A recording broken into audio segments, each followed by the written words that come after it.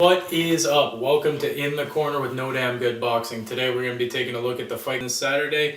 Daniel Jacobs, the Miracle Man, will be fighting Saul Canelo Alvarez. It's going to be a classic battle between a rangy fighter, Daniel Jacobs, and the strong Mexican brawler. Obviously going into it, Canelo's the strong favorite. He's coming in with only one loss to Money Mayweather and wins over Miguel Cotto, Amir Khan, Julio Cesar Chavez Jr.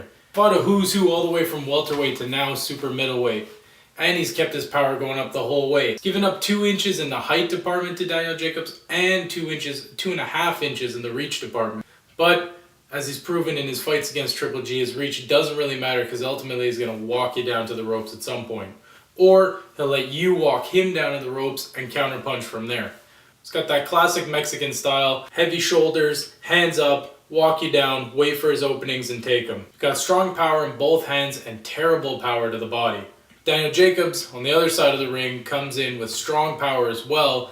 More of a rangy fighter. Tends to open up and get a little wild. He's got a little bit of that Deontay Wilder style where he throws with his wrist up, throws with his palm, throws all kinds of weird shit and somehow manages to put power behind it. Not only is Daniel Jacobs sporting 29 knockout wins in his 35 victories, he's also got the biggest win over cancer. 2011 he was diagnosed with osteosarcoma, essentially bone cancer. Ended up paralyzed, unable to walk, and was rushed in for emergency surgery. Not only did he fight again, he fought within a year and a half, going on to put in a couple of impressive victories which ultimately led him big payday against Triple G. The only fighter these two guys have in common is Triple G.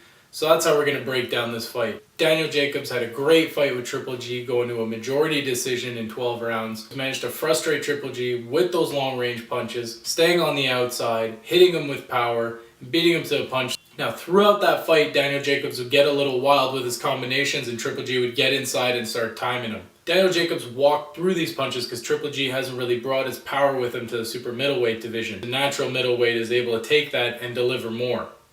Now, in a Canelo fight, it's going to be a different story. If he lands those same punches, Daniel Jacobs is going to be in a world of hurt. He's been shown to be knocked down in his fights before fighting guys without Canelo's power. Looking at the Canelo Triple G fights is another story. In that first fight, Canelo got a little too complacent. He let Triple G back him up onto the ropes and tried to counterpunch from there.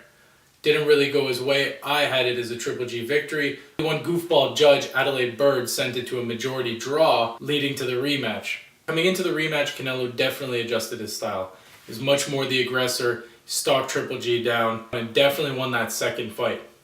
After that fight, he went on to fight Rocky Fielding, who was the mandatory contender, but had no business in the ring. Lasting just a couple rounds, Canelo lit the guy's body up, then went to the head from there. Rocky Fielding, although showing very impressive counterpunching, ultimately had no answer. How do I see this stacking up in the ring? It's going to come down to who controls their range. Will Daniel Jacobs be able to keep that long range fight, stay on the outside, try and hit Canelo with those big shots? Canelo's also going to have his openings because Daniel Jacobs tends to start throwing wildly and leaving a lot of openings.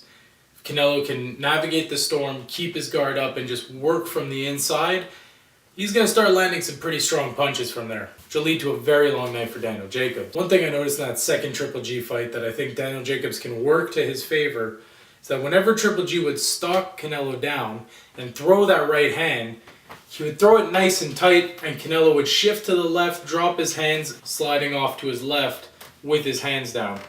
Now, in the corner, Abel Sanchez, Triple G's trainer, pointed this out to him and said, start throwing the right hand a bit wider and you'll catch him on the way out. Triple G tried a little bit, but ultimately didn't have success with it. If Daniel Jacobs can start throwing that right hand and getting Canelo to start moving the same way, he can open up a bit more, which he already does, and time him. And a Daniel Jacobs punch is carrying a lot more power than a Triple G punch. And I think if he connects properly with Canelo sliding to his left, he can put the man on the canvas. I'd love to see it go Daniel Jacobs' way. He's going to have to control that range. It's going to be an exhausting fight for him where he's going to have to navigate a lot of offense. My prediction is a 116-112 decision for Canelo Alvarez. I think he's going to drop Daniel Jacobs, and Daniel Jacobs will have a real hard time coming back from that.